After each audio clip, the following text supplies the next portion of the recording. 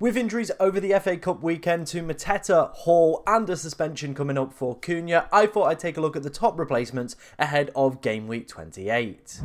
Now before we dive into today's video, I just want to say that if you do enjoy any of the content that you see on the channel, we are trying to hit 12,500 subscribers by the end of the season, and it is only possible with your guys' amazing help. So if you do want to help us hit that amazing milestone, be sure to like, comment, and subscribe. Now, what I wanted to start off first was of course just outlining all the injuries. If you've not been on social media this weekend, you're not aware of what's actually happened in the FA Cup. Lewis Hall is out of Newcastle's squad that are playing right now as I'm filming this video. It's been reported that he's gone off for a scan and it's not looking great. Mateta, if you didn't see the clip on social media, got booted in the head by the Millwall goalkeeper. Absolutely horrendous foul on him.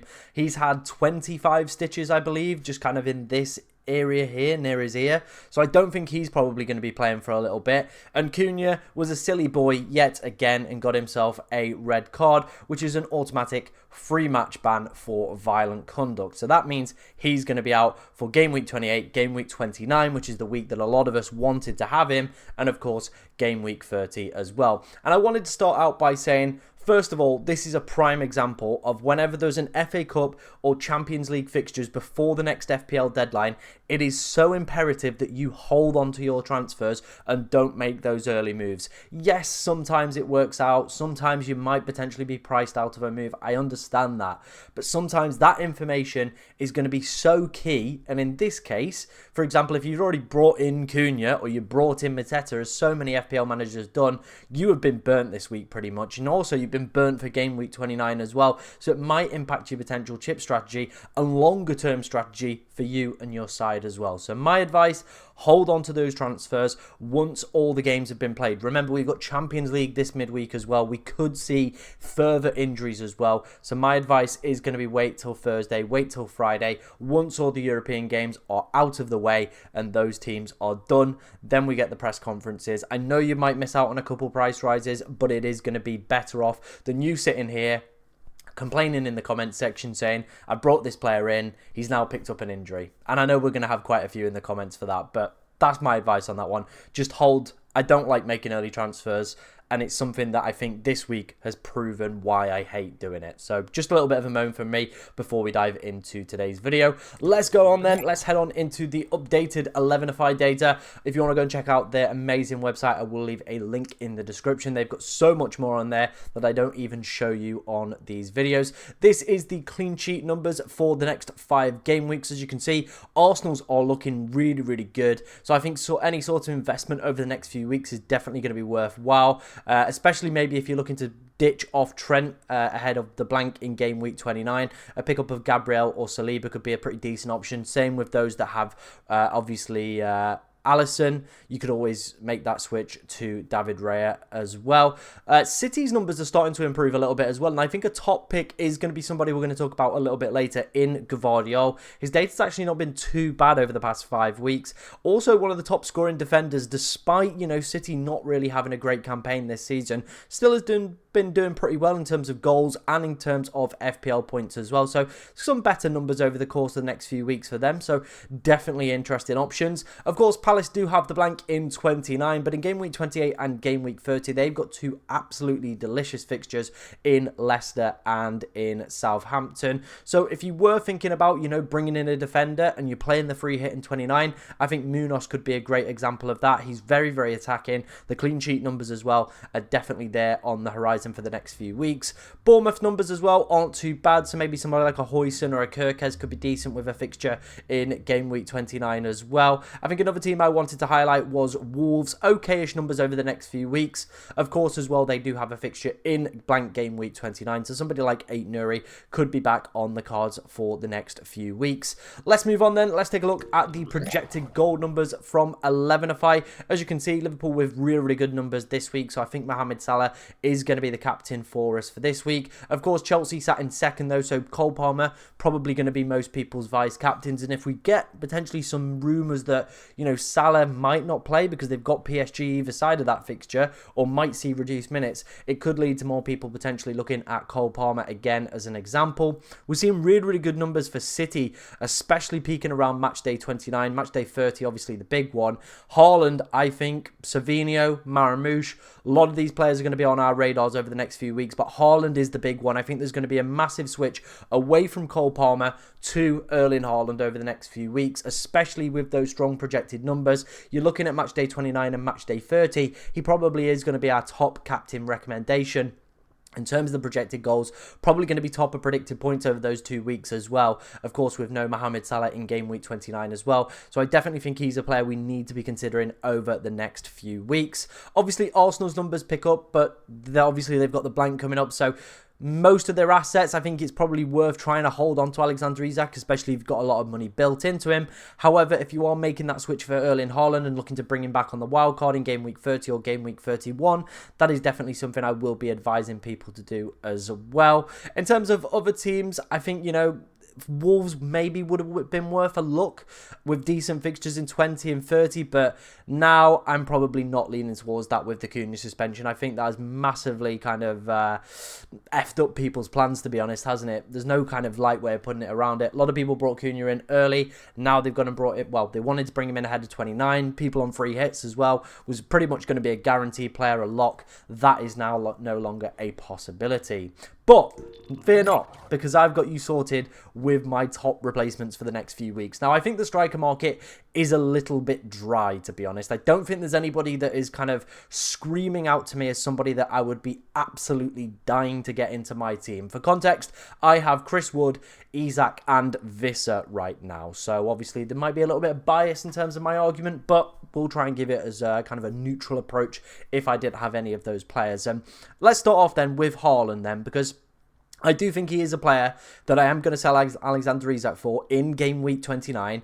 And obviously he will be somebody on the wildcard with City potentially having a double in 33 as well. The reason I like him, of course, is those strong projected numbers. It's the captaincy appeal as well of that game week 29 and game week 30 fixture for me that do sell Erling Haaland as a big asset. Of course, it does mean offloading Cole Palmer, but I think with recent results and the way that he has been performing, I do think it probably is time to make that switch away from Cole Palmer into Erling Haaland, get one of the best captain options now that Cunha is suspended for 29, and that's why I think he's going to be my top choice. Of course, though, that is probably going to require a lot of people, a lot of movement. I think if you're on a free hit for 29, perfect, but yeah, it's going to require a lot of movement for people, and I think we're probably going to see quite a few heavy minuses heading into that big blank game week.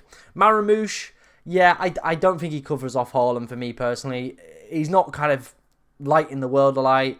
His predicted points from the Fantasy Football Hub model aren't too great, and his overall underlying numbers as well aren't stupendous enough for me to kind of get excited about, really, to be honest.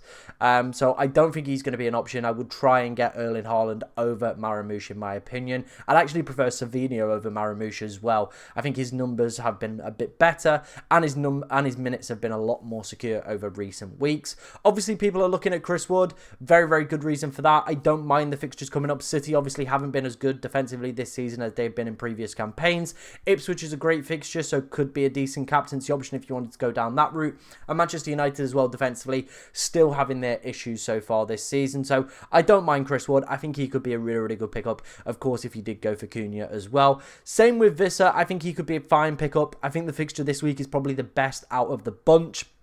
Villa at home. Villa defensively, obviously picking up quite a few injuries and suspensions and stuff like that at the moment. Looked a little bit shaky as well, and never really been overly secure under Emery, but now I think with these injuries and kind of changing players every single week, I do think it has led to some frailties within that backline as well. And Visser's actually got the second best expected goal involvement on this list, and that's for a guy that's coming in at 6.4 million. He's had a really, really good year, as you can see, 15 goal involvements, but his data as well has massively backed that up. He could have got plenty more as well this campaign, and he is a player that I really like. The problem is I don't think the fixtures in 29 or 30 are ideal, both being away. Newcastle and Bournemouth as well, I think will probably win both of those games against Brentford. So yeah, I think the best fixture you're going to get out of there is the Villa one in 28. The other ones don't scream at me, and I probably would prefer Chris Wood over 29 and 30 rather than having Visser. But already if you've got Chris Wood, then I think Visser could pair up nicely, of course, with Wood if you wanted to go down that route. Moving on then to kind of the differential options, I'd probably say the Wood, Visser, Haaland, pretty self-explanatory ones. Marmoush was just there because obviously he's next to Haaland, so it looks easier on the table, but Delap, Strand Larsen, Evan Nilsson and Beto are going to be your differential punts. Again, I'm not a big fan of the Ipswich fixtures coming up. Palace, Nottingham Forest, Bournemouth. Don't see him winning a game there, to be honest. He is the talisman of this side on penalties. Of course, is their highest scoring player so far. His underlying data isn't bad, and I think he's definitely probably proven himself to be an okay Premier League striker. It is just a shame that he plays for Ipswich, and I really don't see them winning any of those games. Palace have been in pretty decent form as of recent weeks. Obviously, we know the position that Forest and Bournemouth are in as well. So yeah, I don't see a win. I don't see many goals either, with obviously some of the best defences in terms of XG conceded coming up in the next few weeks for them. So probably going to be an avoid. Strand Larsen, obviously, we identified that the Wolves fixtures coming up were going to be great when we obviously were looking at Mateus Cunha, and they still are. Everton obviously have improved in recent weeks, so I think they'll probably beat them, but Southampton and West Ham, definitely winnable games for this Wolves side. Obviously, the mouth-watering tie is going to be that Southampton one. They are abysmal, and pretty much most teams in the Premier League are going to beat them this season. However, for me, Strand Larsen is just not that guy. He hasn't got that natural finishing ability in him. I've watched him quite a few times this season, of course, earlier in the campaign when I had Cunha in my side, and he just never really took his chances, and I think that's reflected in terms of his underlying data as well. 0.32 isn't great. He just doesn't take his opportunities. He's also the lowest for predicted points on this list out of all the players that I've identified here. He could be an option if you wanted to purely play the fixtures, because I do think he'll start games, but for me, he's not that guy, and I don't see him putting in any kind of mega performances over the next few weeks. Evan Nilsson's an interesting one. Obviously came back, or has been coming back over the past few weeks, should I say. Started in the FA Cup ahead of Dango, got his goal as well. The fixtures are great from an attacking standpoint. Some of the worst sides for XG conceded. 2 home fixtures in 29 and 30. I think he probably would be more a hold and wait and see what happens in game week 28. Does Dango start up front, or is Evan Nilsson back as the number 9 for this side? I think if that's the case, then that definitely opens the door up in game week 29 to potentially take a punt on Evan Nilsson as a potential option, because his data isn't too bad and has been pretty okay this season, to be honest. 0.5 expected goal involvement is probably the 3rd best or 4th best. I think the 4th best on this list, just behind obviously Beto, but Beto's played less minutes, and of course Johan Visser and Erling Haaland, but they're kind of 2 different beasts this season. So yeah, I don't mind the Evan Nilsson pick, but again, it is all dependent on what kind of formation and system that Iraola wants to go with, and who is going to be his number 9. If he starts to dislodge Dango ahead of game week 29, I definitely might be interested to take a punt on him with Brentford and Ipswich, and then obviously wildcard him out in game week 31 for my side. So he could be a potential option that's going under the radar. Same with Beto as well. He's one of those players sometimes where you don't have to look at the numbers. You just look at the player that's kind of going for a little bit of a purple patch at the moment, and he's definitely one of them. Could have had a hat-trick against Brentford, to be honest. Was very wasteful in front of goal, but I do think he's still going to be David Moyes' leading number 9. They don't really have anybody else. Wolves and West Ham, great fixtures. Obviously scored in the reverse of the Merseyside derby earlier this campaign as well, but yeah, I think the game week 30 fixture isn't great, but if you could bench him for that week, and I definitely think I could, I don't mind it. I definitely like the next 2 fixtures for Beto. Like I said, he is just one of those players that's in a purple patch at the moment, and if you can catch those players correctly, sometimes it can be mega. And obviously with us wildcarding in game week 31, I could take a little bit more of a kind of short-term punt on a player like that who is in a purple patch, hope that he delivers with some good fixtures coming up, and then of course get rid of him because he's not going to be a long-term hold in the side. So if out of all the players, I obviously want Haaland the most because purely for the captaincy appeal. In terms of my other favourites, probably going to be Wood in 2nd, Visser in 3rd.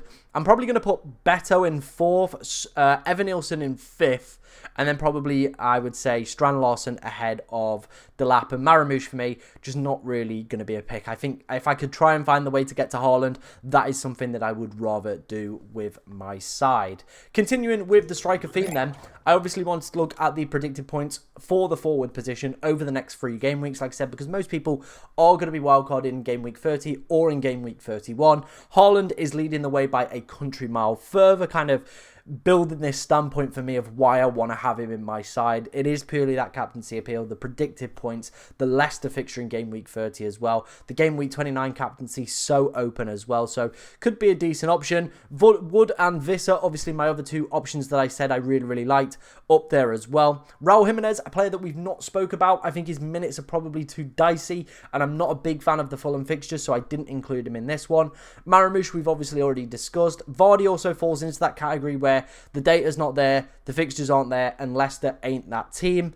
Interestingly, Beto is quite high up on this list, as you can see, above Isak, Delap, Evan Nielsen, Strand Larsen, pretty much above most forwards on this list. And once we start to kind of filter down into these lesser forwards here, we're not really going to be looking at options, because most of them do, of course, have blanks or don't feature in game week 29, or wouldn't even be options I would personally be considering at all. But I do find it interesting that Haaland is so clear by a country mile. That, for me, probably indicates the reason why I'm suggesting that we do look for alternative replacements, or ways to get Haaland in, should I say.